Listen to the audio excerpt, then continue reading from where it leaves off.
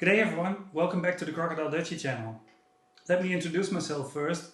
I'm Marco, I'm from the Netherlands, and together with my partner and my little big friend Olaf, the dog, we are living now about 10 months in Australia.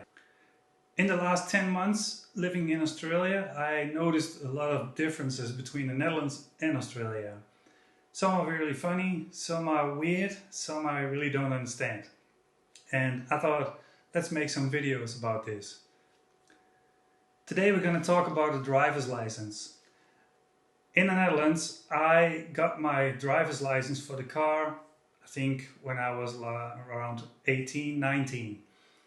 In 1993, I got my truck driver's license. So I could drive a truck and a trailer, and in the Netherlands a combination of 50 tons in total. In 2007, I wanted also to get my bus driver's license. So I did also an exam, passed this, and so I had all the categories what you can have in the Netherlands on my driver's license I had. It looks about like this. When you go to Australia, you have to change your driver's license within 3 months. And that means going to the DOT, the Department of Transport, and ask for a changeover from driver's license. Well, I had my truck driver's license and I really wanted to keep that. So I went to the DOT and asked what to do about my driver's license. If I wanted to change my driver's license, I could only get, with the license I had in the Netherlands, the car, the medium rigid, the light rigid and the moped. And if I wanted to keep my motorcycle driver's license, I had to say yes, because otherwise I wouldn't get that either. In Australia, you have different categories of driver's license. You have the HR, you have the HC, and you have the MC. And what they say is HR is heavy rigid. Then you have the HC, that's heavy combination. And then you have the MC, that's the multi combination. That's where you're talking about the road trains. But for me, the most important was the truck driver's license. And medium rigid and light rigid is very small trucks. And so I started investigating, like, how can I keep my truck driver's license? But here in Australia, the full license what you have in the Netherlands doesn't say anything. I had to do 4 things. I had to do an eye test, which you can do in the DOT in the office. I had to fill in a medical form to declare no disabilities. I had to do a theoretical test and I had to do a practical test. The theoretical test, I asked for it at the DOT, like, what do I need to learn? And they gave me a form with questions and answers. And it's all multiple choice. And there were like 40 questions and answers. And if you do then the test at the DOT, the exam, then you get like 10 questions or 15 questions from this form. So if you learn these questions and these answers, you're set to go. And what did I do? I got the form, read it in the evening. Next day I went to the DOT and did my theoretical test and passed.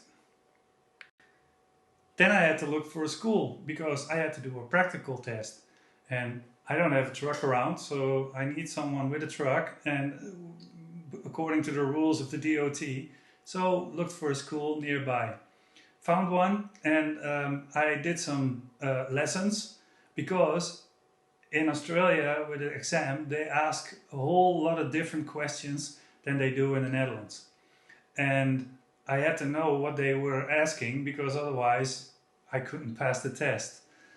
The driving went pretty much okay, but it was a very little truck. It was a 3-axle truck, and that was like where I started with in the Netherlands.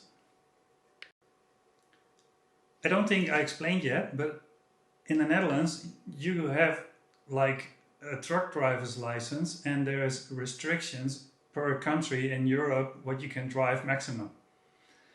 For example, in the Netherlands, it's 50-ton maximum. But there's no restriction on the driver's license. Like, if I would go in heavy transport, I could drive more than 50 tons. I also did one day. I drove a windmill pipe together with my colleague Michel, and it was really good to do, but the total weight was 125 tons. So in the Netherlands, there's no restriction on the driver's license. But now we come back to the Australian driver's license, HRB, heavy, rigid, and then B stands for manual synchromes. You can also choose only automatic. I did the B. And if you get that license, you can drive, I will read it up for you, a heavy rigid vehicle with 3 or more axles and a gross vehicle mass greater than 8 tons. Doesn't say what the maximum is, but no idea. And there's a catch. If you want to drive a trailer, it says you can also tow a trailer with a maximum gross vehicle mass of 9 tons. So all in all, I can now drive maximum 9 tons. And what I find totally weird, these numbers are for truck and also for bus. So I can drive a bus now too. And I just told you HRB more than 8 tons heavy rigid truck and maximum 9 tons with the trailer. But there's no trailer exam. So if you get this, then you can drive with a trailer. If someone gets a car license, they can drive with a trailer. There is no exam for a trailer. And what you see is that there's a lot of weird accidents happening with trailers because people really don't know how to load or how to hitch the trailer or unhitch the trailer. And there's some discussion about that in the country. A lot of people are saying, yes, you need a special driver's license for it, but also a lot of people don't want to hear about it. I find it very interesting. If you would ask me, I would say you need a trailer driver's license. You need some explanation about hitching, unhitching, and about loading of a trailer and where you put the heavy load and the light load and also.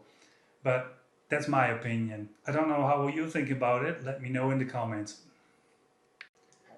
Then the practical test is also a bit different than in the Netherlands. You get in the truck, the instructor or the examinator, how you want to call it, is getting in the truck and he starts off with the first questions. Like, what do you do to prepare your drive? There's no walking around the truck, there's no checking of tires or wheel nuts or whatever. It's just getting in a truck, there's the questions asked, and then you start driving. And before he starts driving, he puts a camera in front of the windscreen, and that camera films towards the one who is doing the exam, and it's filming towards the road. And this is from the DOT. And the DOT will get this footage after the exam, and if they have some doubt or whatever, they can check this footage if it's all correct. That was a real weird experience for me. But all in all, it all went well, and in the end we had the HRB driver's license. Some colleagues of mine where I worked with in the past ask me sometimes, when are you going to start driving these road trains? And well, it's not going to happen soon, because if you have the HRB driver's license, you are not allowed to do an exam for a heavy combination or a multi-combination after a year you have your HRB driver's license. There is an option, then you find a company where you can drive the combinations, but then there's always have to be a driver next to you with that driver's license. And yeah, then you have to find a company like that, and I didn't yet. What also a bit funny is like we traveled all the way across the world and we come here, and in these 10 months I experienced here in Australia that they also have a driver shortage. In Europe there's also a driver shortage, and what you saw in Europe was that from other countries drivers came in the Netherlands to drive. Well, here in Australia same thing is going on. The only thing is Australia is very big, so they are really coming from overseas. What you see a lot is, for example, Indian drivers, and they come over here also with a working visa, for example, to drive these trucks, because otherwise people won't get their goods. Will I have a driver road train? No idea. Would I like to? Yeah, sure. Every time when I see these fellas driving around, I have a lot of respect of these drivers. Hours are long, days are long, and it's a hard job. And my opinion is no trucks, no food, no goods. So these people are very important. Well, enough now about driver's licenses and drivers. I hope you liked this video. If you did, please like and subscribe, and then you will get a notification if I put my next video up. Next video, I have no clue what it will be, but I'm gonna look for more differences between the Netherlands and Australia. If you have some examples, please write it to me in the comments, and I will have a look at it and maybe also make a video of it. So I hope you enjoyed, and maybe see you next time. See ya!